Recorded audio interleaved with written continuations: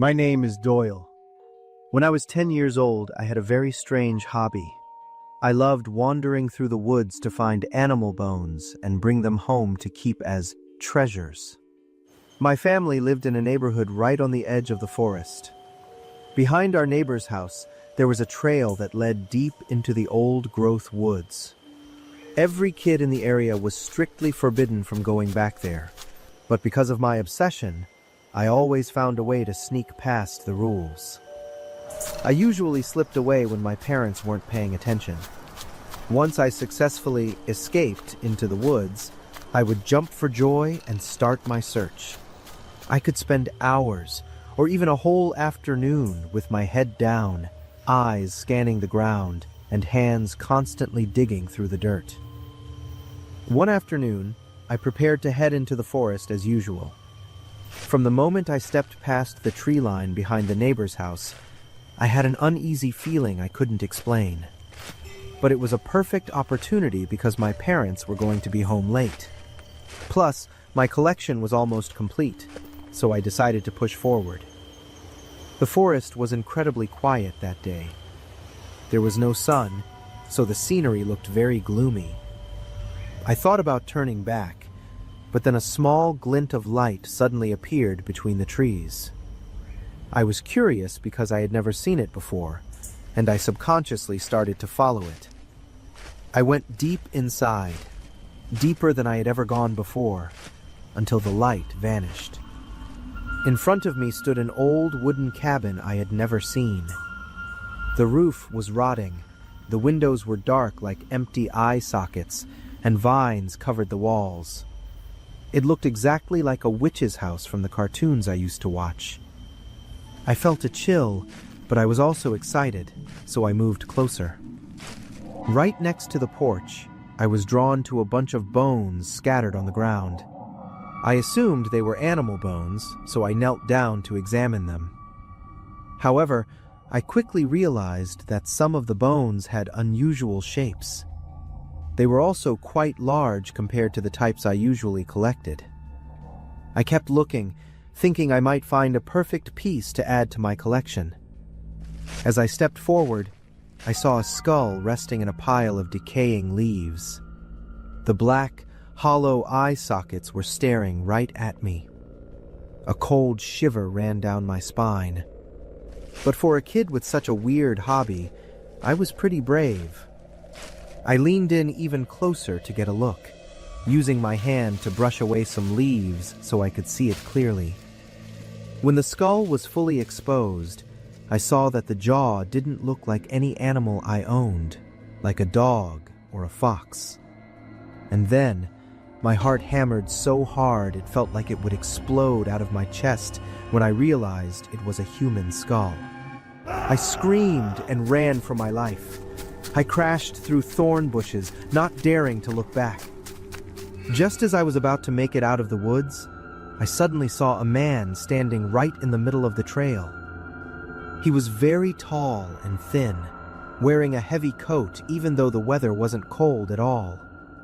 What terrified me the most was his unblinking stare and a subtle, knowing smirk. I stopped a few yards away from him. Suddenly, he tilted his head, looked at me, and asked in a very low voice, "Did you find any bones?" That question made me freeze for a few seconds. I was stunned that he knew what I had been doing. I didn't answer. I just closed my eyes and bolted past him, heading straight for home. When I saw my parents, I immediately burst into tears and told them everything. After I described the location of the cabin, my father's expression completely changed. For the first time, I heard my parents talk about something the adults in the neighborhood had always kept secret from the children. 5 years earlier, a boy my age had gone missing after walking into those woods alone. The police searched for nearly a year but found nothing. After the incident, the boy's parents were so heartbroken that they moved away. The case had remained a mystery ever since. The police immediately cordoned off the forest for almost a week. My parents absolutely refused to tell me what they found inside that cabin. But from that day on, the trail behind the neighbor's house was fenced off, and I was permanently banned from going near those woods again. Whenever I remember it, the fear returns. I don't want to confirm the truth. But what makes me wake up gasping in the middle of the night is the memory of that man on the trail. That unblinking stare and the question about the bones. Was he the killer? And if he was, why was he still there after all those years?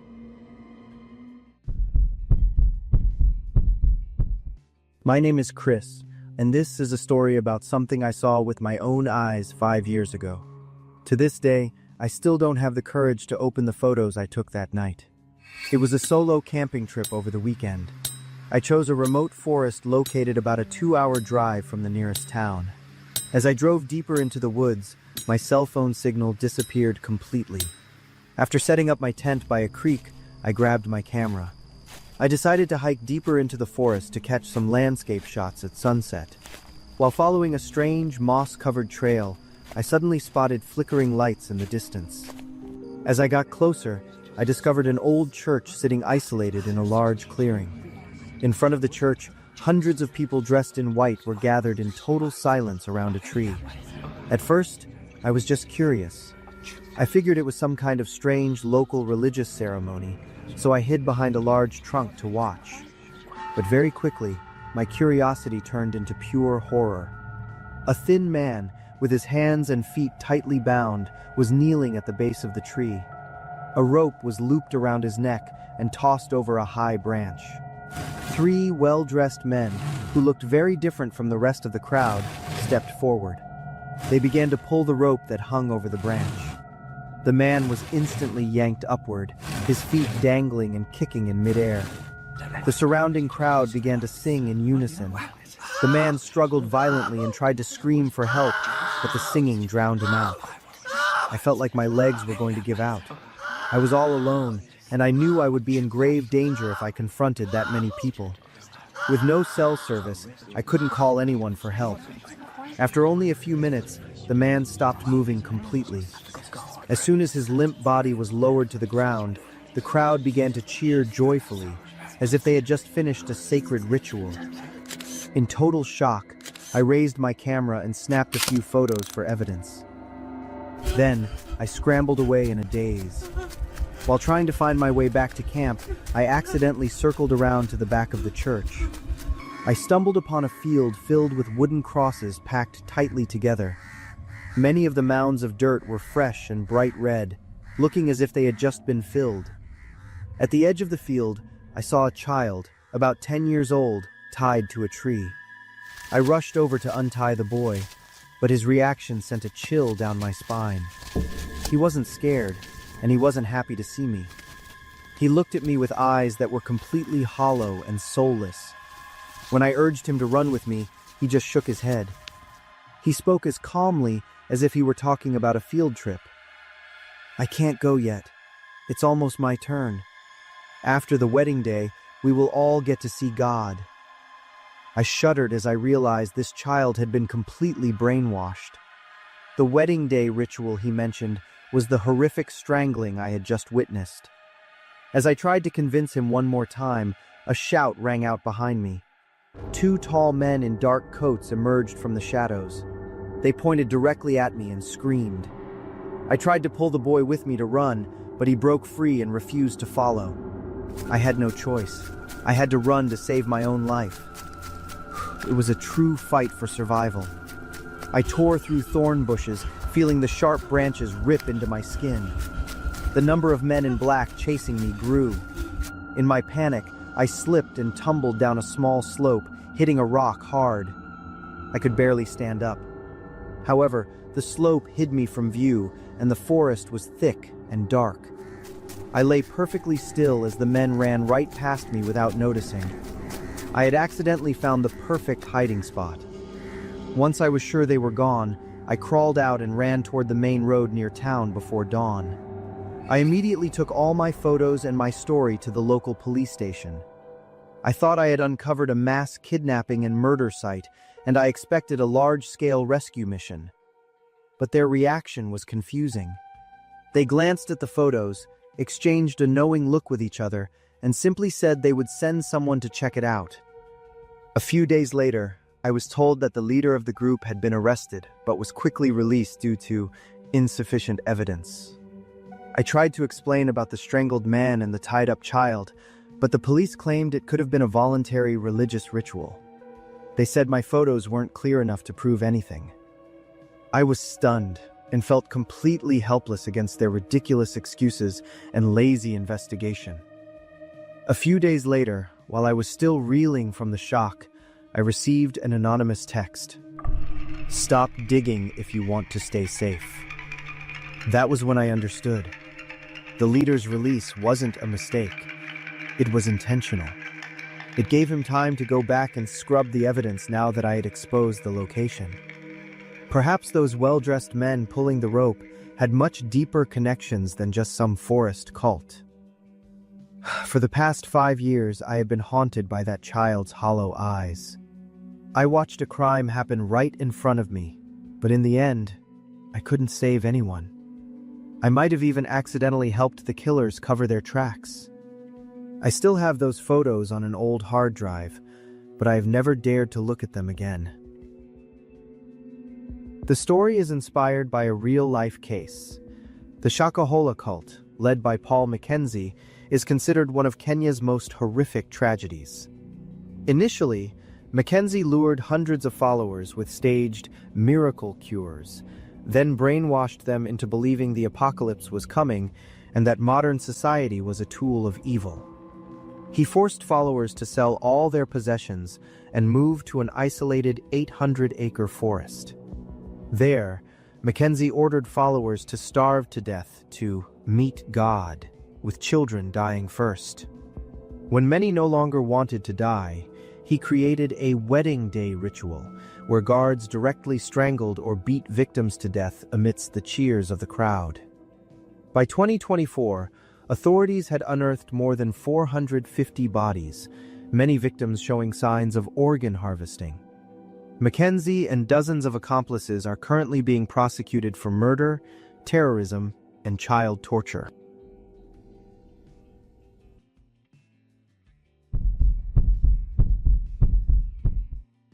I accidentally saved the monster on a snowy night. I have lived alone in a log cabin deep in the woods of Montana for nearly 15 years.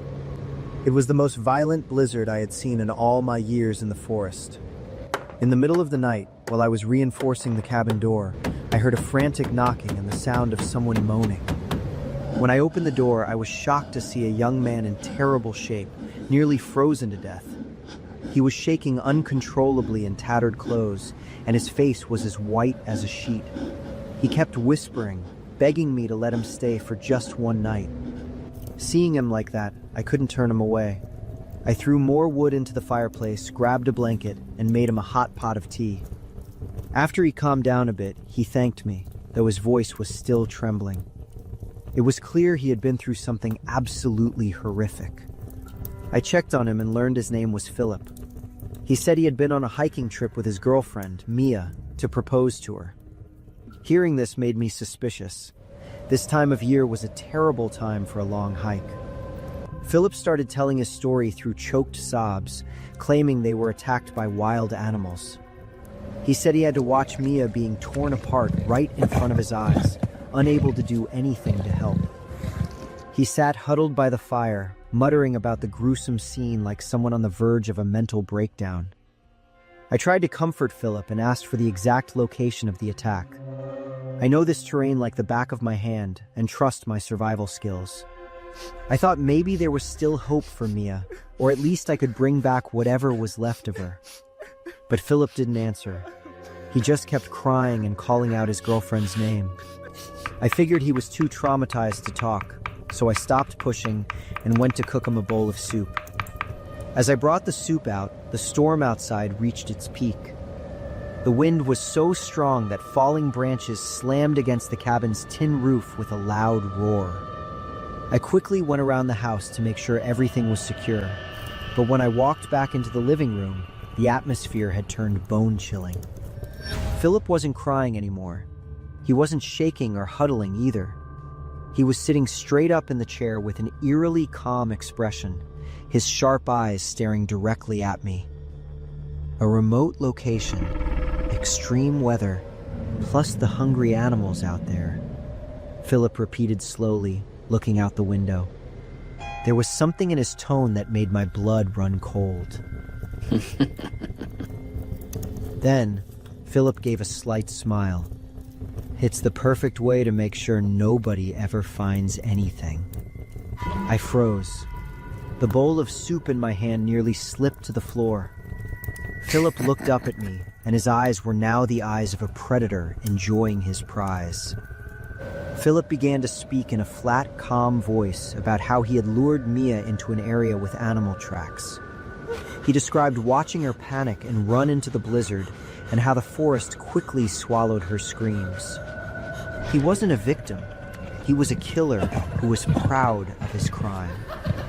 He burst into a delighted laugh that echoed throughout the cabin. In that moment, I realized I had invited a demon into my home. I stayed as calm as I could, trying not to draw his attention as I backed up toward the wall near the dining table. My hunting shotgun was hanging right there, but Philip was faster than I expected. The moment my hand touched the gun, he pulled a folding knife from his jacket and lunged at me like a rabid animal. Everything happened in a flash. We wrestled in the middle of the cramped cabin. I realized he was much stronger than he looked, and every strike he threw was aimed to kill. The sharp blade kept grazing my face. I managed to point the barrel at him, but in a split second of hesitation because I didn't want to become a killer myself, Philip lunged and knocked the gun aside. Immediately after, he buried the blade deep into my shoulder. Philip laughed with excitement when he heard me scream in pain. His overconfidence gave me one last chance.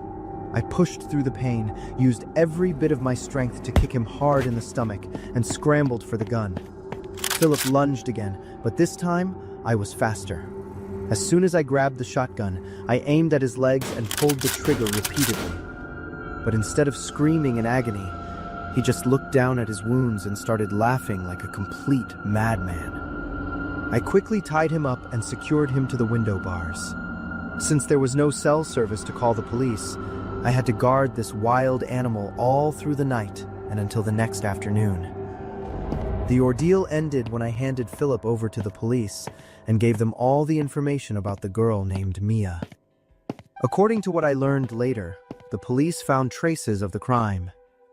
Mia was real, but all that remained of the poor girl were 2 fingers and a single shoe buried in the snow. She had been consumed by wild animals, exactly as his cruel plan intended.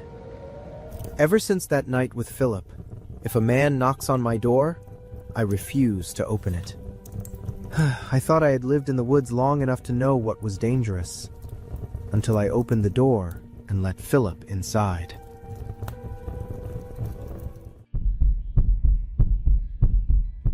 My name is Hal, and I am 30 years old. My girlfriend Emily and I are both freelancers. Our lives are never rooted in one place. We live full-time in our van with our 2 dogs, working and traveling across the United States. But sometimes, that freedom comes with risks I never truly expected. I will never forget the fateful day of January 24th, 2023. That day, we were camping in a very remote area in Texas. From early morning, the sky looked gloomy with heavy gray clouds. We turned on our NOAA weather radio to keep track of the situation. At first, we thought it would just be a normal thunderstorm, maybe a bit loud, but it would pass. But the air inside the van suddenly felt suffocating when the radio announced, "Tornado confirmed in the orange sector." Emily looked at me, startled. She rushed to check the weather radar on her phone and gasped, "How? We are right in the middle of that orange zone." I looked at her, worried and speechless. An orange zone meant high danger. a tornado was very likely to hit. We started discussing a plan to move, but everything happened too fast. The wind began to howl, and rain poured down like a waterfall, slamming against the sides of the van. Emily completely panicked. She kept asking me, "Where do we go? What do we do? I can't stay calm, Hal." Because Emily was so upset, I had to force myself to stay level-headed, even though I was just as terrified inside.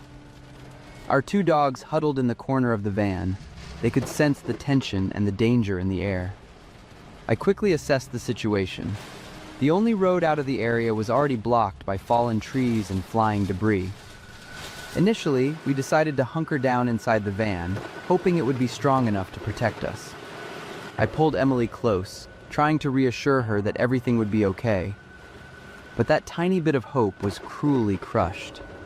The radio blared an emergency alert. "A large and extremely dangerous tornado has been located in the area. Complete destruction is possible. Take cover immediately." The phrase, "complete destruction," echoed in my head like a death sentence. Suddenly, the van didn't feel like a fortress anymore. It felt like a thin tin can waiting to be crushed. Emily began to sob, clutching me and the two dogs as if it were the last time. Then, the peak of the horror arrived. A strange sound came from the distance. At first, it was a low rumble on the horizon, but within seconds, it amplified into an earth-shattering roar. "What is that? Is that a train?" Emily screamed through her tears. The roar sounded like dozens of freight trains charging toward us at a terrifying speed. I realized that was the freight train sound people always use to describe a tornado. It was headed straight for us. The van began to shake violently against the force of the wind. Everything inside flipped over, shattering across the floor. I could feel the van being lifted, tilting to one side. In a split second, I realized staying in the car was suicide. The van would be tossed like a dry leaf, and we would die inside it. "Move! Get out now! To the back!" I yelled. Pure instinct took over. I threw open the back doors of the van. The wind immediately rushed in, blowing our belongings out into the storm. We grabbed the dogs and leaped out of the van into a storm that was tearing the sky apart. About 10 yards away, there was a shallow drainage ditch filled with swirling mud and murky water. We dove into it. I pushed Emily and the dogs flat against the bottom of the ditch and used my own body to shield them. In that moment, I heard the sound of metal being torn apart right above my head. The screaming wind wasn't just wind anymore. It was the roar of a monster swallowing everything in its path. Dirt, rocks, branches, and pieces of our van flew over us. I squeezed my eyes shut, feeling the freezing, muddy water soak into my skin, silently praying for a miracle. "You're going to be okay, I promise. We're going to make it," I whispered in her ear. It felt like it lasted forever, but in reality, it was probably only 5 to 7 minutes. The eye of the tornado passed, the train sound faded away, and all that was left was heavy rain and the haunting silence of a battlefield. When we slowly lifted our heads from the mud, the landscape was completely unrecognizable. Our van was flipped on its side, twisted like a piece of crumpled paper. Nearby storage buildings had been leveled into piles of brick and scrap. But somehow, we were still there. Emily, the dogs, and I, all of us were soaked, shivering, and covered in mud, but no one was seriously hurt. We held each other tight in the middle of the wreckage, crying tears of joy because we were alive. The decision to leave the van at the last second saved our lives. If we had stayed inside for one more minute, the outcome would have been unthinkable. In that life-or-death moment, love and survival instinct led us to make the right choice.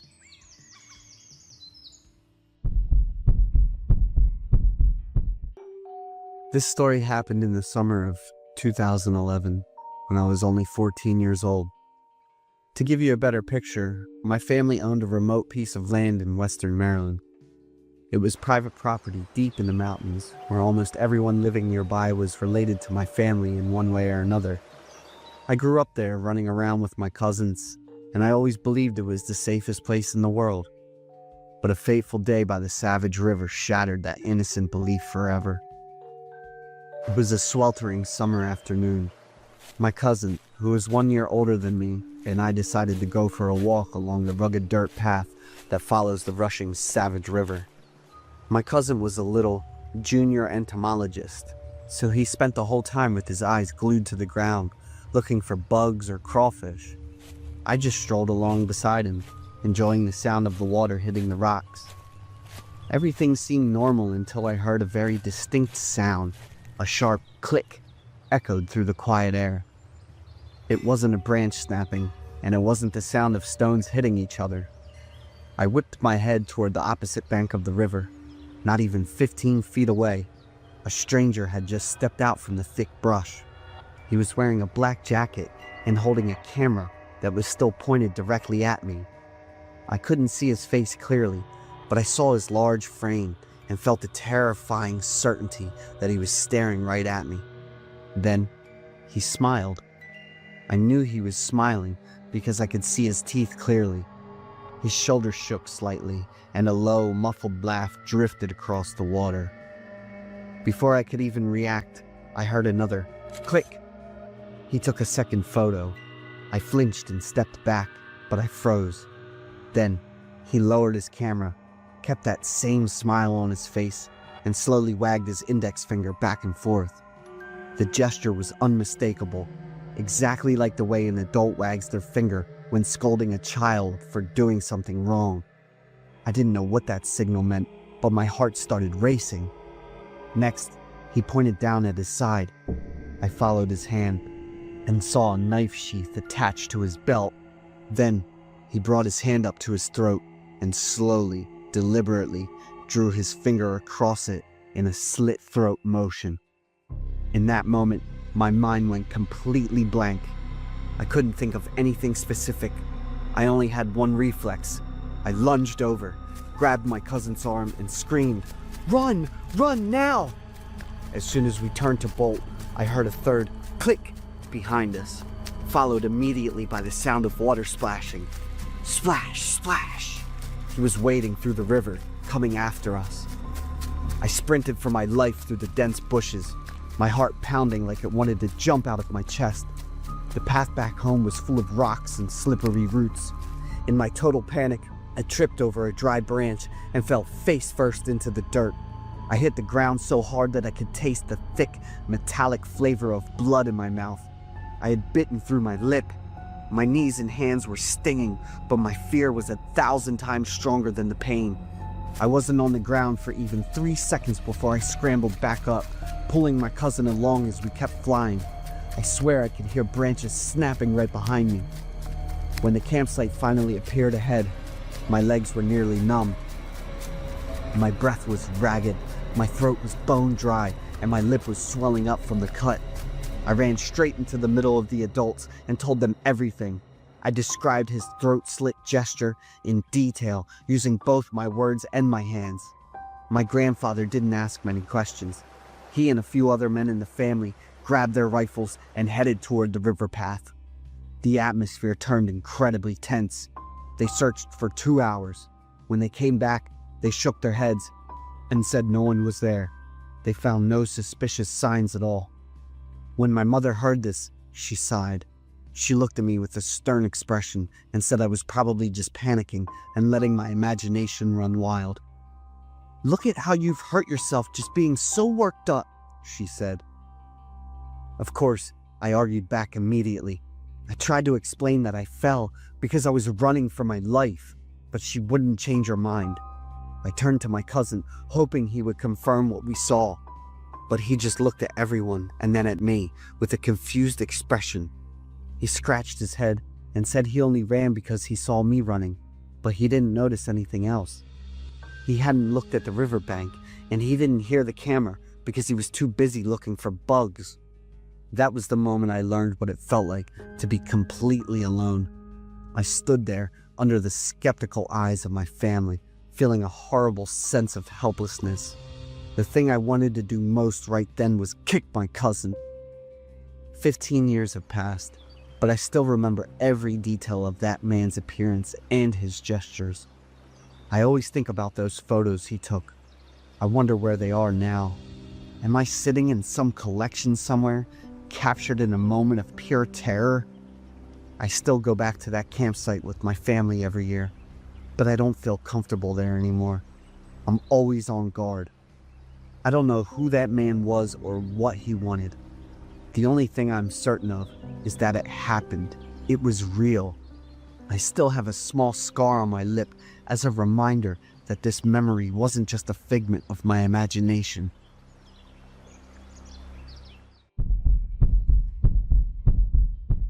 I'm Nicole, 26, and I love life on the road. I converted an old Ford Transit van into a fully equipped mobile home. I came to the mountains of Montana in early winter. That night was December 17th, and the temperature dropped lower than expected. Even in the wilderness, I'd never felt lonely or scared until that night. I fell into a deep sleep, curled up in my thick sleeping bag, feeling safe in my little van.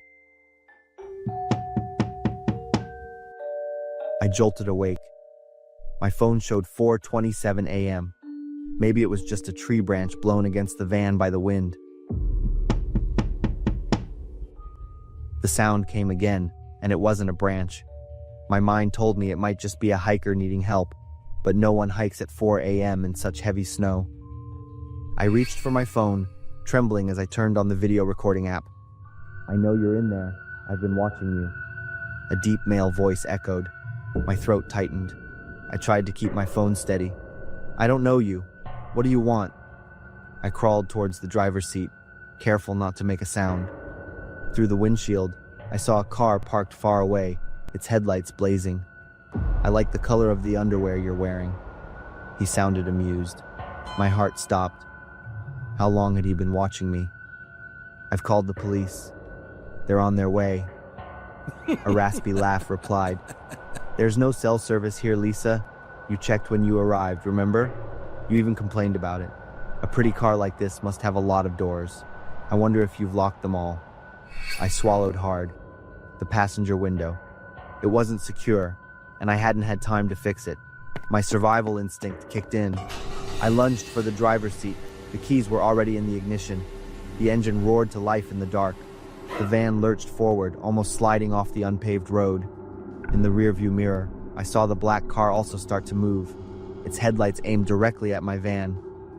My hands gripped the steering wheel tightly, speed rocketing to 55 miles per hour on the slippery forest road. The snow fell heavier, visibility reduced to just a few feet in front of me. The other car closed in, less than 15 feet from my tail.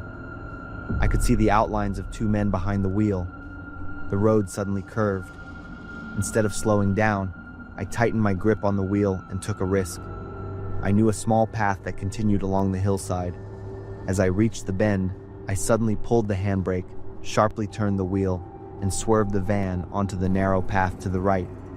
The van tilted but held on. The car behind couldn't react in time to the maneuver. It sped straight down the main road, tires screeching in the dark as they realized they'd lost me. I turned off my lights, letting the van slowly coast down the path.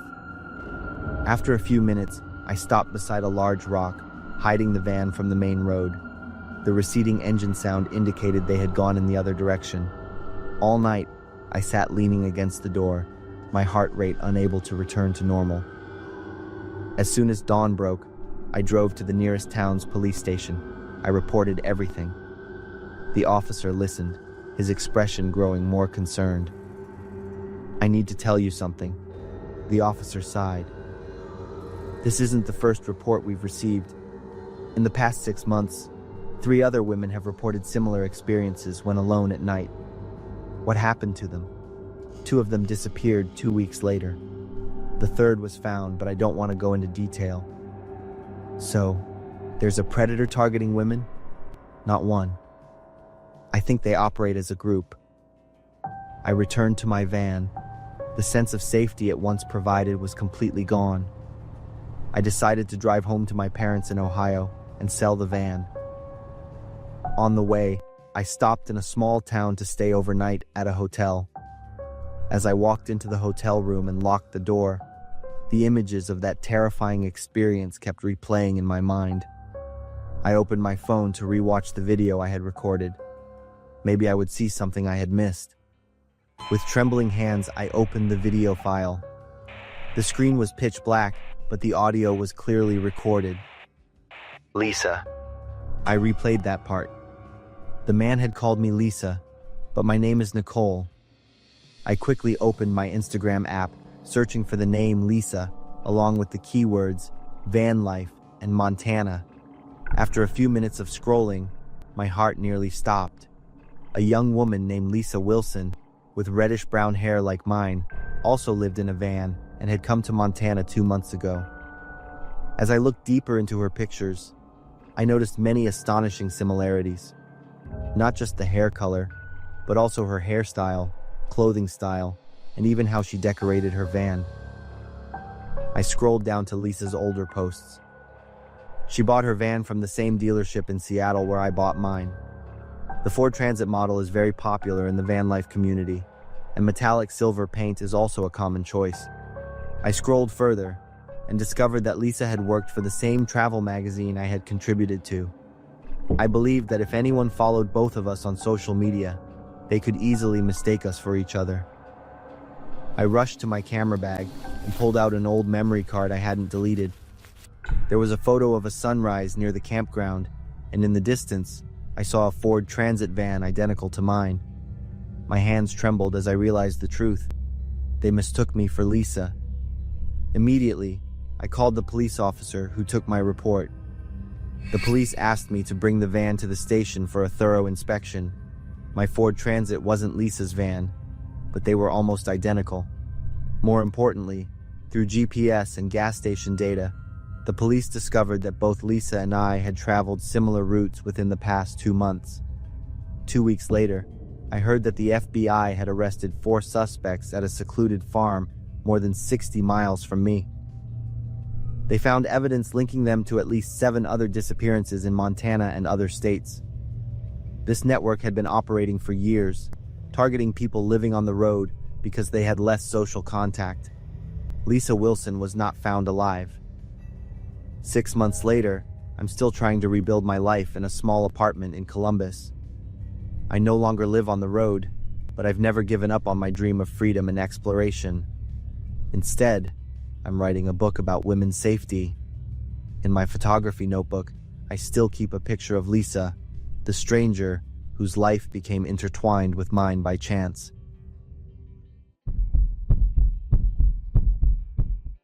It was a cold, rainy night. It was around 2 a.m., and the temperature outside was about 45 degrees Fahrenheit. We had just left a fun party and were driving home. We were on a desolate, dark road that runs alongside the Rogue River in Belmont, Michigan. Suddenly, my friend who was driving gasped and stared straight ahead. My friend in the back seat and I quickly looked too, and we saw it. A figure was crawling on the pavement ahead, inching forward. "Is that a person or an animal?" I asked, my voice shaking. We drove closer. My friend at the wheel didn't slow down, but quickly swerved to avoid the thing.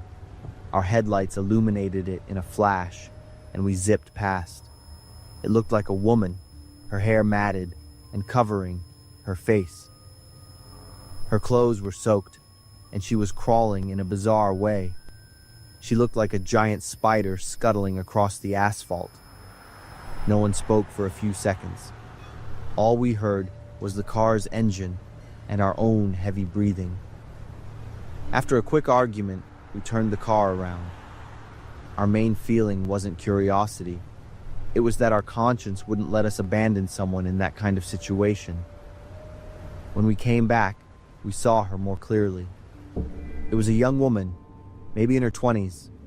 She was hunched in the middle of the road in an unnatural crouch. Her knees were pressed together, her feet splayed out, and her body was bent forward.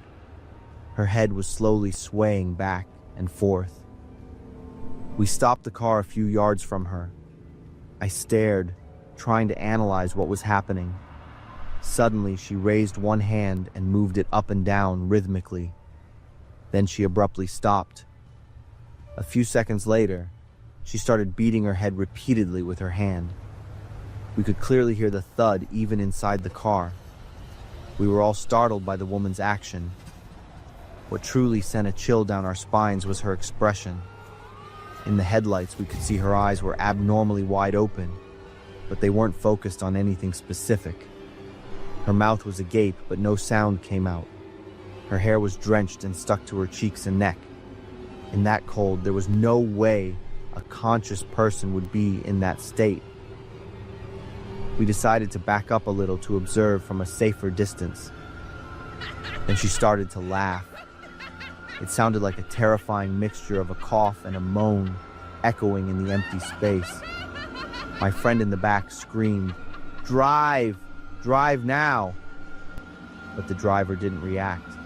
I couldn't take my eyes off the woman either. She stopped laughing and started crawling toward us. She maintained that bizarre posture, arms and legs straight, head low to the ground, yet her face remained fixed on us. The distance between us shrank. I could hear her raspy breathing. My friend quickly slammed the car into reverse. The tires squealed and we backed up about 30 feet, but the woman didn't stop. She kept crawling toward us, one movement after another, maintaining her pace. Then she suddenly froze, completely motionless like a statue. We stopped the car, watching for a moment longer. We all held our breath, not daring to move. Then, as if someone had flipped a power switch, the woman collapsed straight down onto the road. Her body hit the pavement with a heavy thud. Immediately following was the loud impact of her head hitting the road. I winced, imagining how much that must have hurt. I quickly grabbed my phone and called 911, trying to describe what we had just witnessed. But I struggled with the words. She was crawling weirdly. She was hitting her own head, then laughing, and now she's lying still. The dispatcher tried to calm me down, telling us to stay in the car and wait. While waiting, I couldn't take my eyes off the figure lying on the road. About 10 minutes later, the police and an ambulance arrived. Paramedics rushed over to check the girl's vital signs. I saw them talking urgently to each other, and they quickly placed her on a stretcher. As they lifted her, I caught one last glimpse of her face. Her eyes were still wide but unfocused. A police officer came over to get information from us. My brain was trying to process everything we had just seen. We were allowed to leave after about 20 minutes of talking with the police. A few hours later, after it was light out, I drove back to the scene alone. What I noticed was some freshly disturbed dirt along the riverbank near the road. This suggested that she had most likely fallen into the Rogue River and struggled to swim onto the road just minutes before our car passed. Over the next few days, the story slowly came together. The woman was named Angela, 28, a student attending Western Michigan University in Kalamazoo, over 200 miles away. She had been reported missing 2 days before we encountered her. Angela's friend said that before she disappeared, she constantly talked about feeling like someone was following her. She was always in a state of high stress and on edge. When she finally woke up in the hospital, doctors explained that Angela had experienced a state of dissociative fugue. This is the brain's defense mechanism when a person faces levels of stress and fear that exceed their coping ability. The brain, unable to process the continuous horror, chooses to disconnect from reality. In this state, patients completely forget their identity. They don't know where they are or what they're doing. They can perform complex actions, like driving a car, but have no conscious awareness of those actions. Some studies suggest that patients in this state may experience hallucinations, hearing voices, or seeing images that don't exist, and acting on invisible commands. The brain creates an alternative reality to avoid confronting the true fear. Angela had been living in that alternative reality for 2 days. She drove aimlessly, without eating or sleeping. Then somehow, she ended up in the Rogue River. The shock of the freezing water must have roused a part of her consciousness enough for her to crawl onto the road, but not enough to fully regain awareness. I still clearly remember Angela's vacant eyes and her strange actions. What exactly had she gone through for her brain to simply stop processing? Angela physically recovered, but she remembers nothing about those 2 days. She went to sleep on a Friday night and woke up in the hospital on a Monday, completely bewildered. I still occasionally drive past that stretch of road at night. I wonder if there is anyone else wandering out there, someone trapped in a fuzzy world, no longer themselves. Have any of you ever experienced or known someone with dissociative fugue? If so, please share your story below.